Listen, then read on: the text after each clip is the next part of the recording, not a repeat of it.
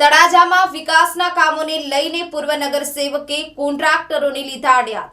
તળાજામાં 11 કરોડથી વધુના રોડ રસ્તા મંજૂર થયા છે। તળાજામાં 11 કરોડથી વધુના રોડ રસ્તા મંજૂર થયા છે। તાજેતરમાં ધારાસભ્ય દ્વારા તેમનું ખાતમુહૂર્ત કરવામાં આવ્યું હતું। રસ્તાનું કામ નબળું થતું હોવાને લઈને કોંગ્રેસના પૂર્વ નગરસેવક ઇરશાદભાઈ દસાડિયાએ આક્ષેપ કર્યા। કોઈ પબ્લિક બોલવા વાળી નથી એટલે તમે 50% કાપ મુકાવી દીધો સીધો। પણ તમે આ ચેનલ પાથરીને આ ચેનલની અંદર તમારી પાસે ટેપ છે ને આપો ને મને, બરોબર છે। આ આપણે આંગળી ક્યાં કોઈની ટૂંકી થવાની, બરોબર છે, લાંબી નથી થવાની। આ તમારી ચેનલ તમે આ પાથરીશ ને રોડનું કામ કરવા માટે તો આ કેટલા ઇંચની છે બાપુઓ?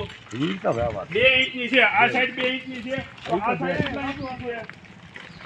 આ કેટલા સાઈડની છે? કઈ જગ્યાએ ઊભી છે? ઉભા રહ્યો બતાવીશું તમે કઈ જગ્યાએ ઊભી કરેલી છે। ખરેખર જગ્યાએ ઉપયોગ કરો, તમે સાચી જગ્યાએ ઉપયોગ કરો। સરકારને બદનામ કરો છો તમે લોકો। આમાં આ સરકાર તમને પેટ ભરીને પૈસો આપે છે ને એને તમે સરકારને ખોટી ઊંધા વડે ચડાવીને સરકારને બદનામ કરો છો તમારી થકું। સરકાર તો પેટ ભરીને પૈસા આપે છે તમને લોકોને। હાલ બની રહેલ રોડની કામગીરીને લઈ કોન્ટ્રાક્ટરોને લીધા અડ્યા।